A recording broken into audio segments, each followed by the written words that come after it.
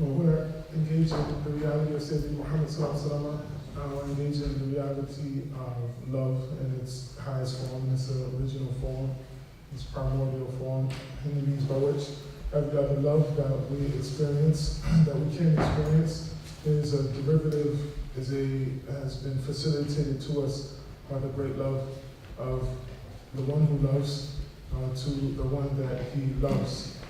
So everything that we're experiencing in love, whether it's the love of things, or the love of people, or the love of times, or the love of places, or the love of events, whether those loves are good essentially or bad, that all of that love is a derivative of this great love. And the consequence of this great love is all of the beautiful things that we think of from love, but also there is, in order to access this love, the heart having to be opened. And so this poem is about the heart, the violence of the heart opening, of beauty and breaking. There's no way to clothe what I've laid naked. There's no way to hide the burning sun. I'm nearly unconscious, barely existing. Love is pressing me out of living, out of dying. There's no use in resisting. Who would want their heart broken? But now the mind has been split open. I wonder who would want their heart closed? Ever? Can you drink from the coconut without striking it? Can you smell the aloes wood without lighting it? There's so much sweetness and violence, so much beauty and breaking. Can you birth without bleeding and crying and screaming and dying? I've been lying, living on the outside of life, bleeding my gums against the coconut shell. Not until I smash my hardened heart against harder rocks. Living is a labor, dying is an art. Make no mistake, I am injured, ruptured, my heart a sweet sun-warmed mango, split open, its juices unruly, flagrant, sultry, fragrant, insane, sacred, noble, and naked, verses like vagrants, strangers in places that were once home. I no longer have one of those. I'm nearly unconscious, barely existing. Love is pressing me out of living, out of dying. There's no use in resisting, of beauty and breaking.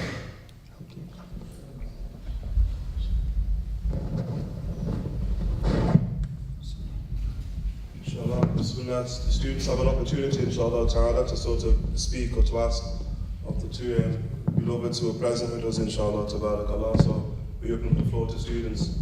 And I know there are some students who are sort of second year students, or some students who will be second year students, and there are even some students who were second year students who are also present, who had the project in the Rabi' al-Awwal of writing poetry in dedication of the Rasul sallallahu alayhi wa alihi wa sallam. There's no doubt in that regard for those of you who want to sort of begin to sort of more so develop the craft and the art of poetry, inshallah ta'ala. No doubt there should be a lot of pressing questions that you have, inshallah ta'ala.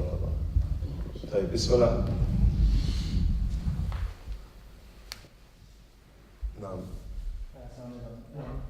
When you were traveling over different cities and you saw different Muslims in all these different cities, what was your opinion on all the Muslims in all these different cities, and which one stood out?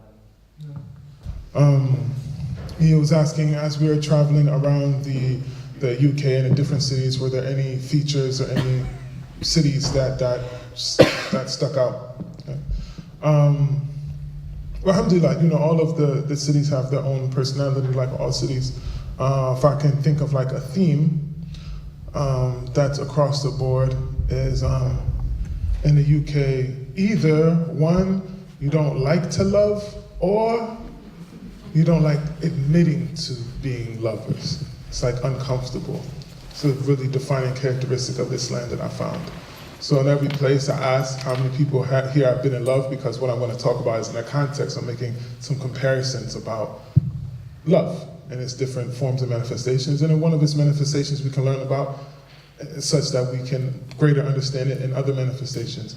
But when I ask in a room full of 300 people, you ever been in love?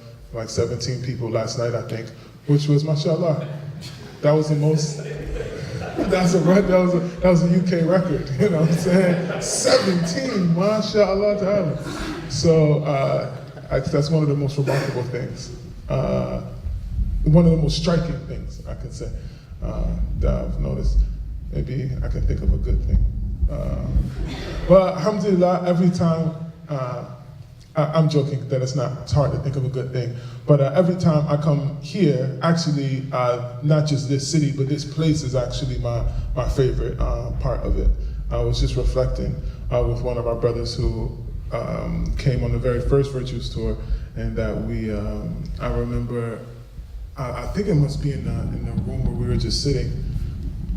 Yeah, and we were being shown around, and you know, the roof wasn't finished, and floor, none of this was finished, and when this was somewhere between, you know, spirit and body, this place, you know, and us being here, and alhamdulillah, and it felt good, and we were excited then, and then as it's grown, we've only come to love it more, not just physically what the space feels like when we come here, but with our beloved teachers, Sheikh Ibrahim and Sheikh Harun, with the type of people, mashallah, and the type of manners and the way that this place has developed. It's for me as a visitor, it feels kind of like an oasis, you know. Here, it's just physically this building where we are right now, not just Liverpool, but this place here. So we're always happy to come to the UK, always happy to come to the Virtues Tour. But we're always, I can speak for everyone on the tour that coming to this place is the standout place for us. You know, mashallah, you talk about love. In terms of going back into Islam and the meaning of love, what does it relate to in the language sense when you talk about love in Arabic? Because there are many words to describe, you know, love, ishq, all the rest of it. And the love that you talk about, is it sort of place, time, mood, or is it sort of love that is just should? I think you mentioned last night, that if you're not being in love, then this won't relate to you. So how far do we have to travel to sort of relate to the love that you're talking about? Also, I mentioned this a Persian poet who says, the path of love is without end. If you value your life, then stay away. But if you give your life, then learn that 1,000 are given to you in return. So the love that I'm talking about isn't even necessarily the love that I've arrived at, but I just want to set my foot on that path, you know? And I want to die with my foot on that path. And yeah, there's all kind of different manifestations of love. There's like, man, I really love this water right now, or man, I would love some chicken wings. I must be hungry. Or I love this woman, or I love Manchester United, or I love... No. Easy does it.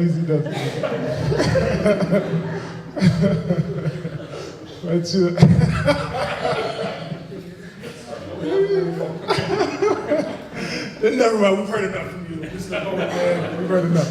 But you know that when I mean all these different kinds of love, you know, including the love of Allah Ta'ala and His beloved Muhammad Sallallahu Alaihi Wasallam, our love of the garden, our love of our mothers, our children. So there's all these different types of love, and they manifest in all different ways.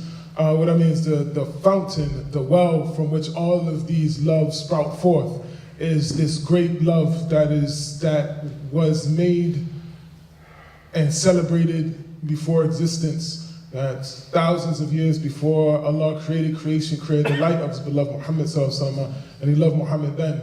So every other love that was produced, not only the love that we have as human beings, but the love that two atoms have to create an ionic bond or a covalent bond, the love that hydrogen has for oxygen to produce water, the love that the sky has for the sea that produces evaporation and condensation and precipitation. All of these are acts of love and manifestations of love. So I'm saying to engage all of these loves, no matter which one of these individual love you're experiencing, but for it to make you reflect upon the great love of Allah and His beloved Muhammad Sallallahu Alaihi Wasallam, such that all the love, whether it's the love of water or the love of food or the love of women or the love of music or the love of fine clothes or the love of your mother, the love of your children, for it to keep orienting the heart back to Allah and His beloved Muhammad sallallahu alaihi wasallam. And so, you know, for example, if the precipitation and condensation, we can see even the Isra wa Miraj in that Allah Ta'ala drew up His beloved Muhammad sallallahu alaihi wasallam from his place of rest and drew him up into the heavens and through the heavens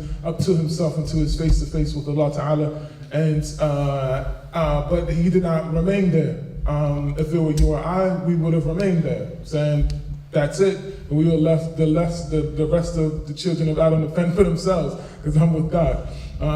But His love caused Him to rush back down to us, you know. And so that itself, His rising up was by way of love, and His descending down was by way of love. And so we're looking at the sea and the sky making love, and that can cause us to reflect, and that are signs for those who consider, you know. So all of the different types of love, all from the great sea of one love. At least that's what I mean. That's what I mean when I'm expressing it. Inshallah. Does that answer what you're asking? Exactly. Yes? Okay, thank you. Assalamu alaikum. To approximate what it means to understand, to love Allah and His message. For example, and you know, you might blush, but think of the first time. I'm assuming you're somebody who has loved another human being. Love your wife, I imagine. Right. Think of the first time you heard your name cross the lips of your beloved. What did that feel like? Like something heavy here, like you felt something. All of you, right? Now think about the time when Sayyidina Abu Bakr, Sayyidina Rasulullah and Sayyidina Jibreel descends on the gathering, and he tells the Prophet, he said, tell Abu Bakr that Allah sends him salam. The Lord of the universe, sending His greeting through His beloved, the master of everything in creation, to Sayyidina Abu Bakr. Send salam. Sayyidina Abu Bakr starts weeping and starts repeating one question. You know that question. Did he say my name? What does that mean for your beloved to say your name? Same thing with Sayyidina Uwais al-Qarni, right? When the message of the Prophet ﷺ reaches him through Sayyidina Umar and Sayyidina Ali to make dua for the Ummah. Sayyidina Uwais al-Qarni, nobody in his neighborhood knows him. Nobody in his country knows him, who he is, his reality. He just keeps repeating and crying, did he say my name? Right? So you wouldn't understand what they're experiencing if Allah hadn't put a beloved in your life. You see what I'm saying? So similarly, all the different love that we feel, the love that towards our children, then we understand what it means for, approximate what it means for the Prophet ﷺ's love towards his ummah. So all of these different relationships of love are really, for us, an opportunity to understand what it means to love Allah and His Messenger, and to have a portion of understanding of what it means for them to love us. I think that is what, the love that you refer to. Yes. Assalamu alaikum. Could you please share with us some of your most favorite poetry about the beloved Sallallahu Alaihi Wasallam? Share with us the contents and the meaning and how you feel when you read that poetry and how special it is, inshallah. Yeah, I would have to say with maybe the most famous, which is the Burda from Busari. For myself, as a poet also, and a poet that would like to be counted among the people who wrote for Sayyidina Muhammad sallallahu alaihi wasallam, a lot of times I think about him personally. So when I'm hearing a poem, I'm thinking about what the poem is about, obviously, but I'm also thinking from the perspective of a poet, what it was like for that poem to come through him, you know? And even him being, because I've been writing this poem, it's taken me a long, long time to write. I had no idea it was going to take this long to write. I'm sure Allah veiled it to me, that was going to take me some 7 years to write this poem, because maybe I would have been too intimidated to do it. I could have got a PhD or something, I don't know. But alhamdulillah, of knowing, of having the desire for something to express the Sayyidina Muhammad sallallahu alaihi wasallam, but not having the means, meaning finding the language to do it, and resolving basically that, maybe 4 years into it, I realized like, oh, that's because what I'm trying to do is impossible, But then continuing on in something that is not possible, to capture him in language, and much of the poem that I'm writing much of it has turned out to be a conversation about how what I'm writing is impossible and how it's like intrinsically deficient. So I wonder what it was like for Imam Busiri to be, attempt, it still confuses me because I wonder, like, do you make the intention and then do it? Do you make the intention to do something that you know is impossible, but you just intend and do it anyway, in a way that someone pushes into the battlefield knowing that they're not going to win and knowing that they're not going to leave with their lives? Or is it just a total reliance on Allah and His Messenger, and you just open yourself for them to facilitate what they'll facilitate? And also, I know this is going to sound strange. It might even sound like it's even bad manners almost, but I hope you'll understand it in its context, is that much of the poems I like to drink from, like I like to experience them, but I don't like to memorize them. Like I don't like to hold them too long. I like to experience them, I like to experience them fresh. So instead of, I don't know if this is a good thing to say to students. This isn't like something that you should follow me in. I don't think I've ever said this out loud. So this is not an advice to anyone that you should actively try not to memorize poetry. For myself, personally, in my occupation, for me, it's not always advantageous to do that. I will talk about that more, but I'm afraid it'll only get more confusing, and I'll feel like I'll be a bad influence on you. So, never mind that part. Well, the point being, I think about the poet as well as the object of the poetry, which is Sayyidina Muhammad, the subject of the poetry, which is Sayyidina Muhammad sallallahu alaihi wasallam. So that's my connection to it. For myself, as far as things that I've written myself.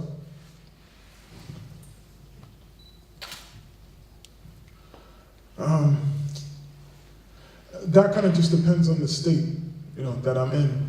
So sometimes, some of the poem, it sounds very confident. Like it sounds like I know what I'm talking about, because I find myself in a place and I feel really inspired by Sayyidina Muhammad sallallahu alaihi wasallam, and I'm just, and then other parts of the poem, I'm just totally just bewildered and I'm at a loss. And seeking to praise Him is like throwing a handful of dust into the desert to increase its vastness. It is to spit into the sea to increase its volume.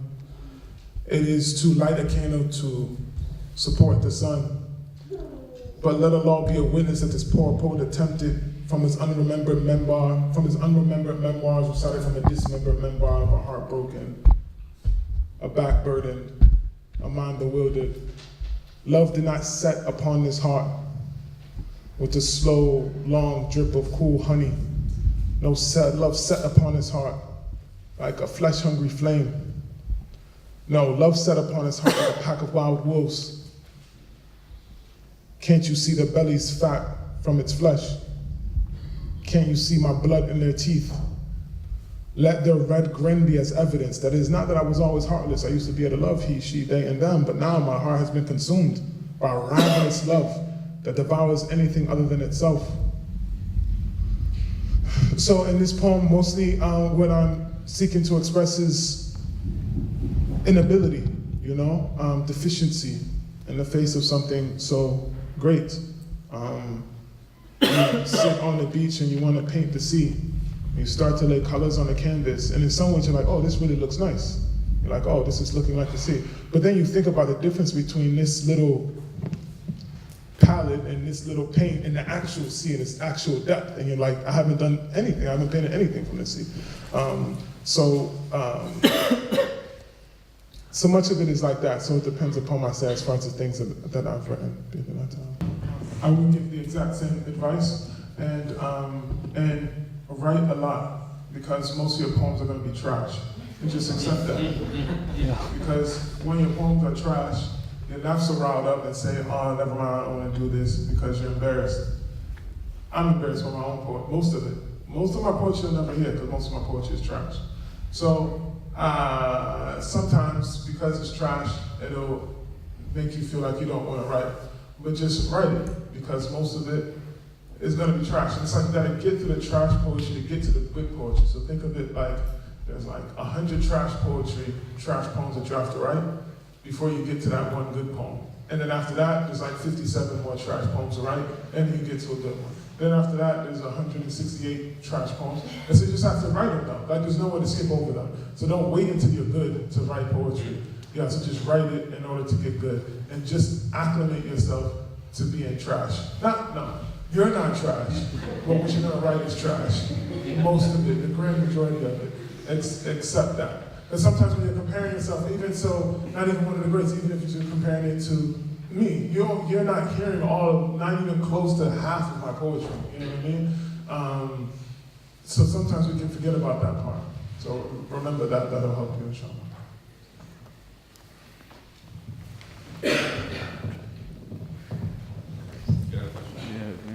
Maybe. Bismillah, assalamu alaikum. I don't know. Okay. As artists, do you feel lonely?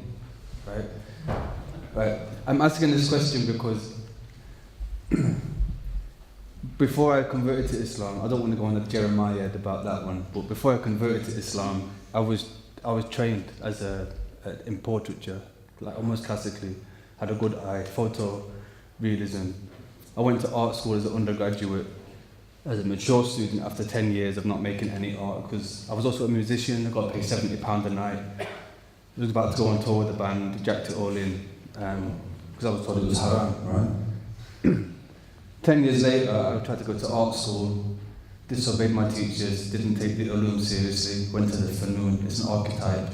It's an archetypal mistake, apparently. At the art school, I'm looking into the dialogical ground between the art school, the contemporary art school, and the Madrasa, right? And one of the things that my professor said to me often was, it's got legs, the research has got legs, but I kind of feel that the Muslim community will get the content, but not the form. And this is why I'm asking, do you get lonely? Because they said like, the Muslim community are going to get the content, but not the form. And our community are going to get the form, but not the content. And sometimes, it's like, I'm wondering, like, how to overcome that frustration of feeling that you're getting to a place artistically, which is new ground for you, but then it's like, there isn't an audience. And then, if ships are safest in the harbour, but it's not what they're built for, like what's the point in making the art? And sometimes I just wonder, do you feel like, do you get lonely and do you get frustrated as artists, And does that make any sense to you? Oh, it makes sense. I'm glad it makes sense. Okay. I think the rose analogy and the sun analogy that I referred to earlier, that somebody once shared with me. Devotional artists, if you're a devotional artist, your shahada is different. Your shahada isn't, there's no God except Allah, and Muhammad is the messenger of Allah. That's already there. But your shahada is, there's no audience except Allah. And Muhammad is the beloved of Allah. That's why you do it.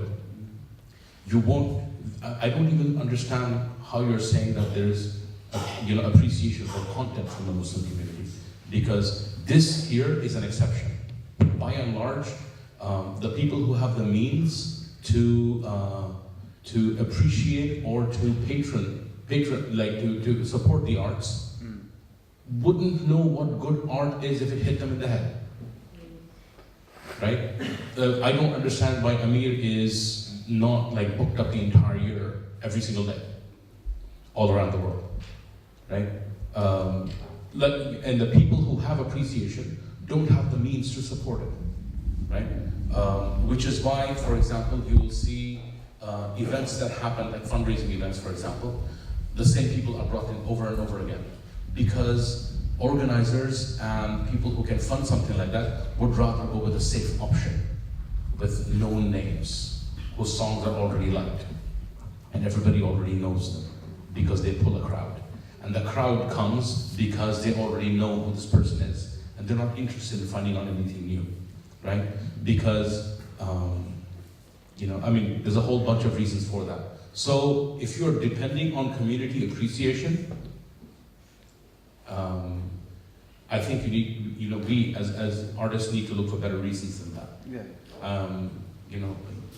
Don't wait for the audience, because there's only one audience. Everybody, it's like you're having a vertical conversation, and everybody else who's coming to listen to you are witnessing your conversation. They can join in that conversation, or they can simply witness it, but they're not part of your conversation. Does that make sense? Sorry.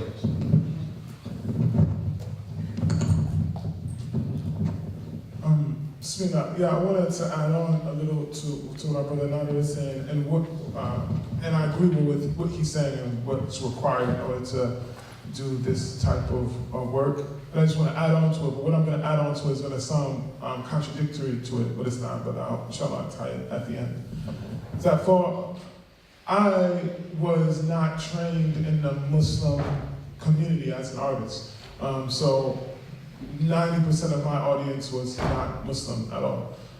So what was found as far as the Islamic, what do you call it, nuance or whatever, or subject matter, was something that I knew much of it was going to be over my audience's head. But I did it anyway just because that's who I am, One of my biggest heroes, and it goes to this question, to this comment, this question that you're asking, is, for example, Bob Marley. Bob Marley was a profligate. Like, Bob Marley was giving his dawah to his way very obviously, very aggressively. He never left it off. You were never confused about his beliefs or what deen he was on. Yet, Bob Marley is welcome in every home in every country, in a different way than, say, gospel music. So even for myself as a Muslim, it would seem that I would be more inclined to gospel music than I would to, like, Rasta music. But he knew most of his audience did not share his belief. But one, that did not stop him, because he was doing what he was designed to do, as our brother Nader was mentioning. But also the way to best communicate to the heart of any human being is to be sincere. So what I find is the problem with some of, like, devotional artists is they are trying to speak in a way that they think they should be, presenting themselves that they should be, as opposed to who they are. And so it just strikes the ear, but it doesn't really strike the heart. And people, some of it, I think people like because they're supposed to like it, because he said Allah and Muhammad sallallahu. So it's like, oh, this is the type of thing I'm supposed to like.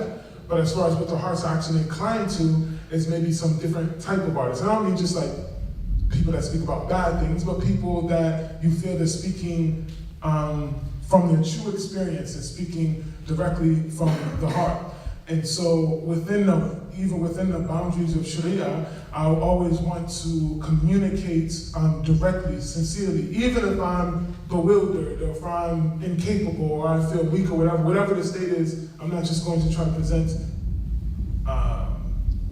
who I should be, rather present who I am, and I find that to be most effective. But to the larger question that you're asking, or more specific to what you're asking, because of the community that I came from as an artist, I find myself writing for different audiences within the same piece. So I know there's some things that, say, a Muslim audience will say, oh, that's a wonderful poem because he said such and such, as far as the content, but I know oftentimes not appreciating what's happening artistically. I'm trying to think of a good example. Well, this may not be the best example, this one is immediately available, actually, because our good brother Mansour, who, mashallah, I just caught his camera, he recorded me doing something last year. Oh, okay, so that's a good example, so you guys can reference it. So from this, I say, time waits for no man, all men seeking better days, retrograde, holding yesterday with both hands, tick-tock, wristwatch, no hands. Oh man, nostalgia and regret will leave a grown man searching for the answers of life in a tall can. Roll of fat Bob Marley, laced with that Lindsay Lohan. Oh man, Michael Mann, slow pan, right? Freeze frame on that man's life, a slow pan left on that same man's death. But if you focus on the center, you see breath is theft. Breath is theft because every breath breathed is a breath and a step that much closer to death. We've all been scared to death, man. We've all been scared to death. I was so unprepared in the nap, so shook that we barely slept. But you don't have to be scared of death. We don't have to be scared of death. We used to be scared of death, but now we're daring death, true and living. So that's the first part.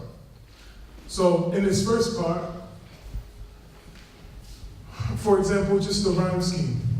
So in our tradition in hip hop, an extended rhyme scheme, and the longer that the rhyme scheme is extended, it's like the more difficult it is to have all the words rhyming on one. This is a long answer to the question, but you guys aren't pressed about it, right? You guys are cooling? Everybody's okay? Yeah. All right. We're okay with time. Okay. Because I'm going to kind of go in depth into this, inshallah ta'ala.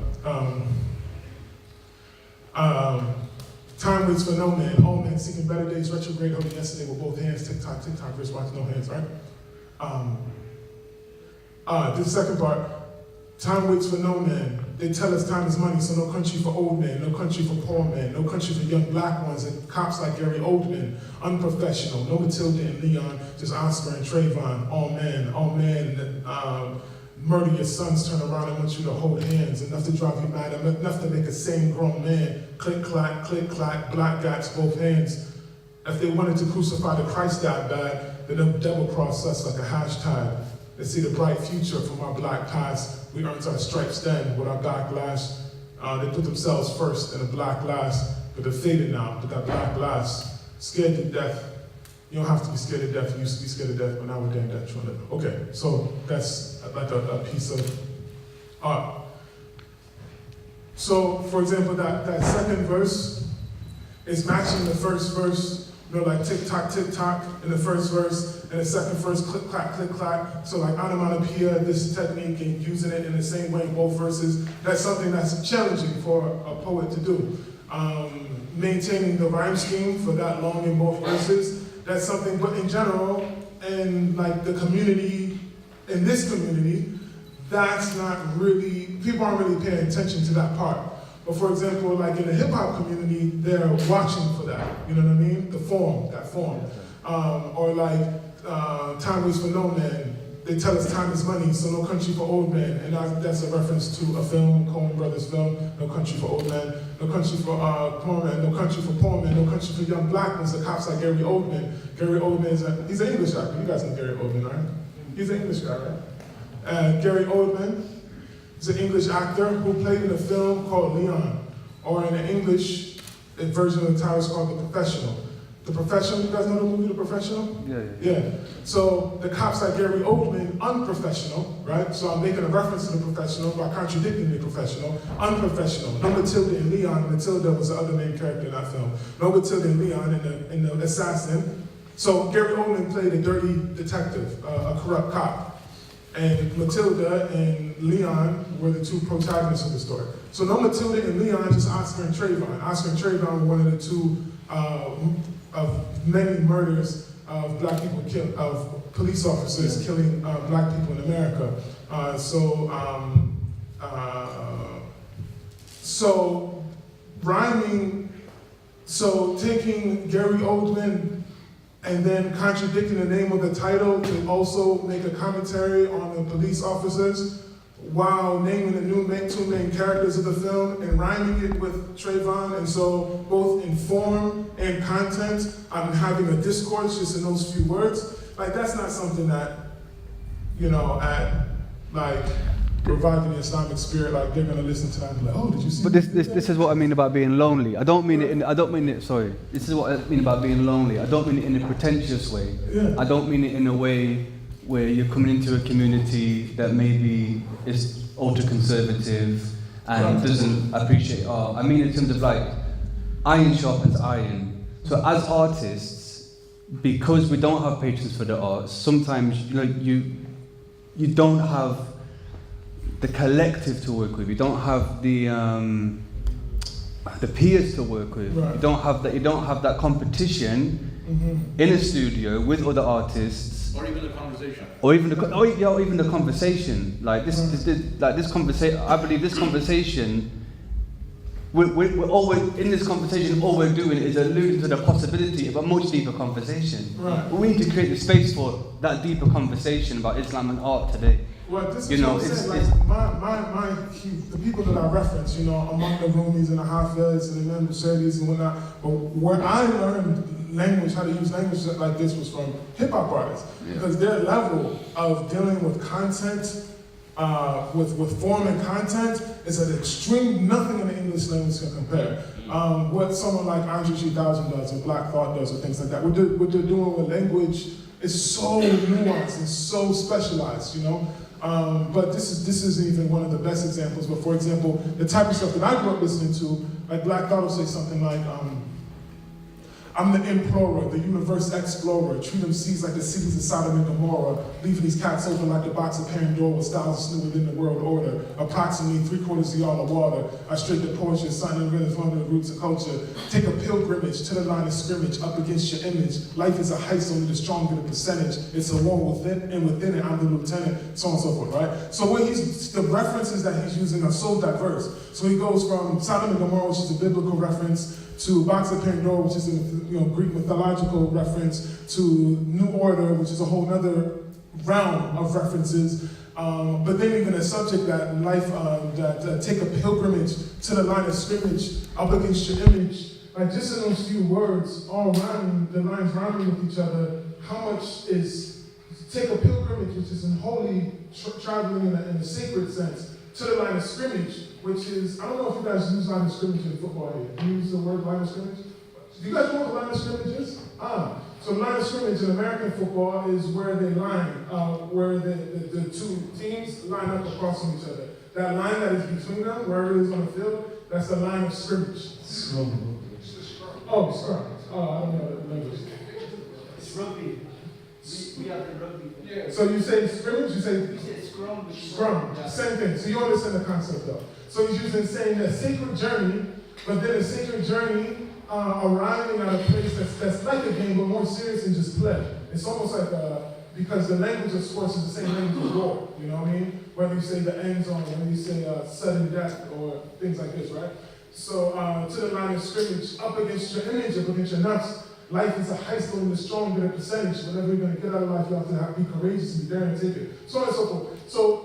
So when I'm writing against them, through the lights, camera, action, blend with glitters and gold. I can fold the scroll, plain seas to stand, leave the glow when I'm deceased. But then the beasts arise like yeast to carve a peace, leaving savages to roam in the streets, live on the run. That's so beautiful. The form, the language, where the rhyming words fall, they don't always fall in the same unit, so on. So I knew this was going to be a very long answer, but the answer to what you're saying is, I am in enough, I have enough diverse companions, and the well that I'm seeking from is filled with different types of people, types of artists, those that I know personally or those that I reference.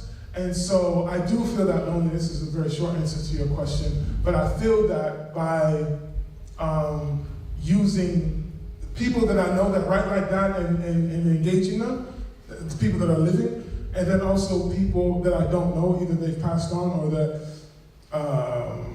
I've yet to meet them, but I use their work as well. And that's actually one of the biggest problems with writing this poem, because I need the poem form-wise to be better than anything Nas has ever written. I take that as a manner on myself. It has to be better than anything Andre 3000 has ever written. It has to be better than anything Karis, Wanda, Rakim, or Kendrick Lamar, anything. It needs to be better than everything, everyone, everywhere, all the time, ever. Undisputed.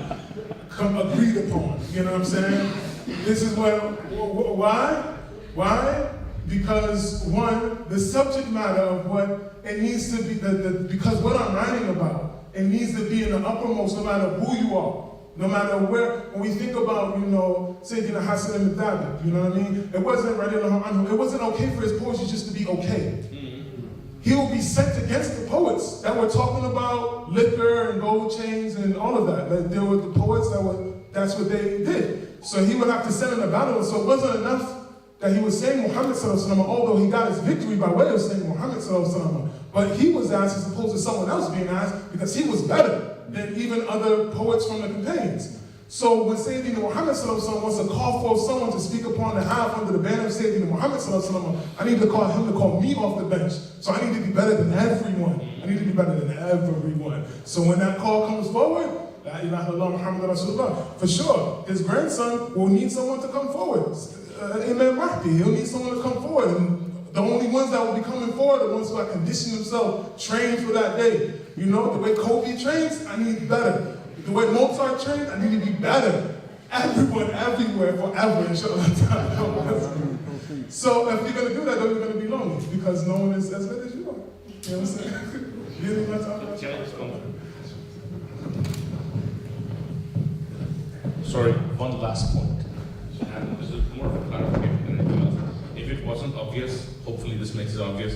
When I was referencing organizers and event organizers who don't appreciate Islamic arts, clearly, I was not referring to either Felicity House or Virgin School, right? Just in case it wasn't obvious to anybody. Yeah, especially even to make another point, this is part very short. What this is on the Virtue Store, and I think Nader, we've never talked about this, but I'm assuming he would agree. Very rarely, ever, no, I can't think of a time. I've been doing this, mashallah, a long time, where we have scholars of the caliber of Sheikh Ibrahim, the caliber of Sheikh Harun, and on like the Virtue Store, we all have equal time. Usually, it's a speaker speaking, now, okay, while the people are getting their food, say some poetry or sing a song, you know? So very rarely do we find scholars of this level that are elevating us and giving us and encouraging us, and by extension, encouraging all of you to, you know, as far as the arts as a crucial and essential part of the discourse that we have in Islamic culture. Yeah, so this definitely is an exception, just to reinforce that. Sure, thank you. Inshallah. You know you've got an in the mic.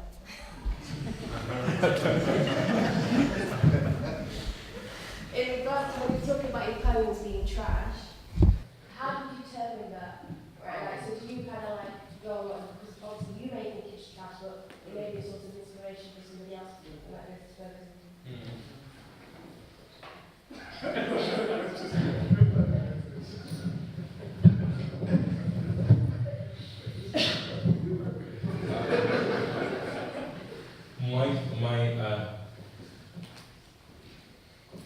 Leonard Cohen and Bob Dylan are completely different kinds of writers. Bob Dylan being much more prolific, writing things much more easily. Leonard Cohen taking a lot of time with his poetry, perfecting it, working on it again, going back to it. My dear friend Dawood Bornsby, his approach is much more of Bob Dylan. He writes at the drop of a hat, effortlessly eloquent, conveying complex ideas in the simplest of words so that everybody can understand them. I have more difficulty with it. I have to sit with it. The Sound of Tears took me 5 years to write. Some songs come in a flash, like Presence came in a flash, Echoes came in a flash. Others, I have to work on them. There are verses of The Sound of Tears that I remember the trashy ones. They were so I still remember what verses they are. Right? It was horrible. I'm thinking about it, I feel ashamed. No. I will take them to my grave before.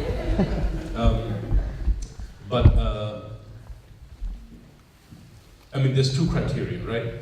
The way I determine if they're trash or not. My approach is not like Amir's. I don't keep writing. I have to feel moved to write. And if I'm feeling moved and the pen touches paper, something comes out, I have to see first of all whether it moves me. If it moves me, if it doesn't move me, fat chance it'll move anybody else. No pun intended. But also I seek feedback. I have a small group of people who I seek feedback from, whether they're fellow artists or lay person listeners whose tastes I know they have, like, you know, the kind of music they listen to, the kind of songs they listen to, the kind of lyrics they appreciate. So I bounce things off of them. That's important. to get, and also number 3 is to measure your work against those of the masters. Like, when Amir is talking about measuring his work against, lyricists that he wants to like either be comparable to or even excel. I mean, I can't excel people like Madrasa, right? But at least try to convey what they're trying to convey, try to approximate their perfection. That's how I figure out whether it's trash or not. And there's a lot of trash. Yeah, essentially it's the same. It's just if I'm feeling it or not. And more specifically, if I feel like I hit the mark. Like when I had a feeling, I was in a state and I went into, usually it's not a subject. Actually, this poem for the Prophet ﷺ was one of the first times I said, I'm gonna write about this, and then I write about that. Very rarely does it happen that way. The words will just start to come, and I figure out what the poem is about as I'm writing the poem.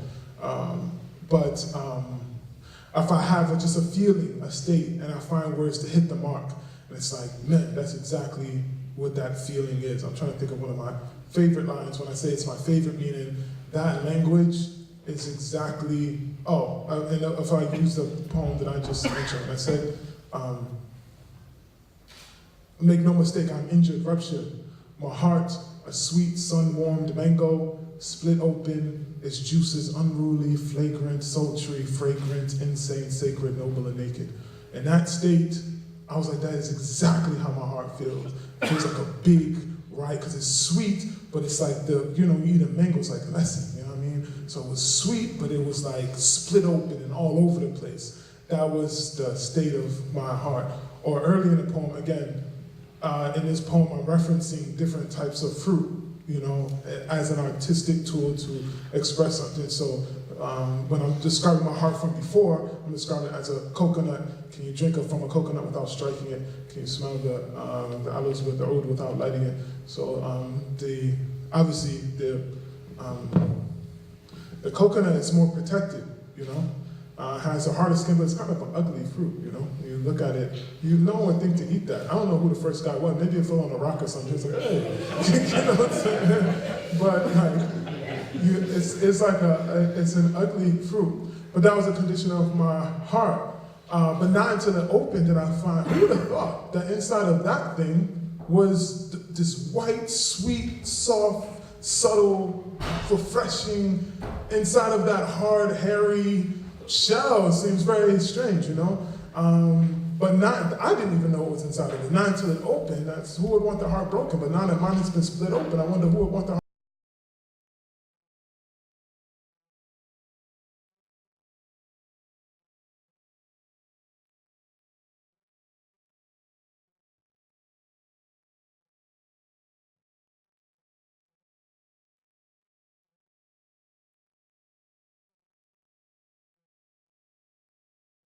It wasn't successful in saying exactly what I wanted to say. And then it feels, so reciting over and over again feels, because I'm not getting anything out of it, so I can't convey because it's not in my heart, and so I can't convey to the other heart. And so it just feels like, I'd rather not hear this poem ever again. Has it ever happened that you picked a topic and you got stuck because you can't This poem is how I ever got stuck on a poem. But yeah, like this poem for the Prophet, so I'm 7 years stuck, man. It's ridiculous. And actually, this last year, I almost threw the whole poem out. I was like, man, this ain't just gonna make. I just need to start over. I'm not totally out of that state yet, but yeah, I don't know. I've been working on a song of Sayyidina Bilal for 22 years. It's not long. Yeah, stuck. Yeah, it happens all the time. So, poetry is very personal to individuals, and it's very deep as well, and it can get very deep. Also, to take a lot of energy, could be quite exhausting as well. My question is, how, and if you get to a place where it's quite dark, quite negative, and thinking, why am I doing this? I'm just staying tired, it's not working, I'm doing all this preparation, so I'm not getting anywhere with it, and you feel quite deflated. How do you then, what gets you, or inspires you at that time to think, you know what do you get when I can't even do this? Because you could be in that place for quite some time. Yeah. You start first. Very simply, prayers of the Prophet. That's been throughout my artistic career, I've had like other techniques, other things that I could do.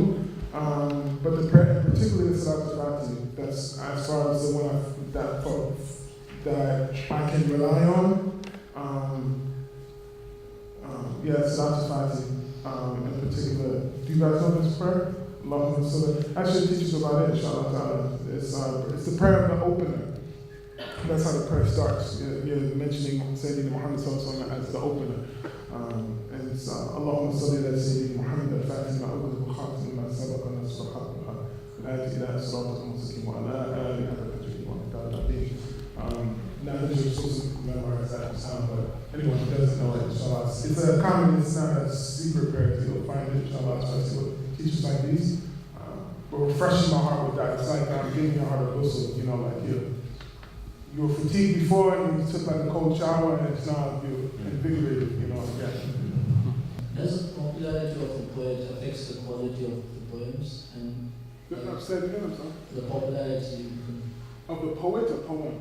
of an artist affect his art, like the quality it produces?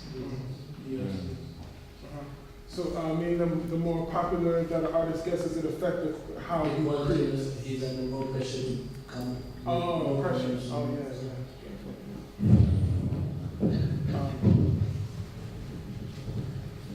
Yes, it does. In short, yes, it does, but he wants to try as much as he can for it not to adversely affect him. If there's any effect, for it to be that his or her responsibility is growing, because more people are listening, he can use that for good. But there's also, yeah, definitely that pressure, that's all just, you know, jihad al-nafs that all of us have to engage with, for sure, especially people that make a lifestyle of being in front of other people, for sure. But that's excessive, that's always happening. Every time I stand up, on stage, every time people applaud, or every time, you know, all of that I have to, and any artist that's not just trying to be so, any artist that's seeking actual good to the divine as much is going to have to deal with the work that when I wrote my first poem, I'm the same person essentially that I was now that 10,000 people or 10 million people or whatever are listening. And so, but yeah, it changes. It changes you, the person itself, him or herself, and by extension changes what comes out. The person has to struggle and try to keep themselves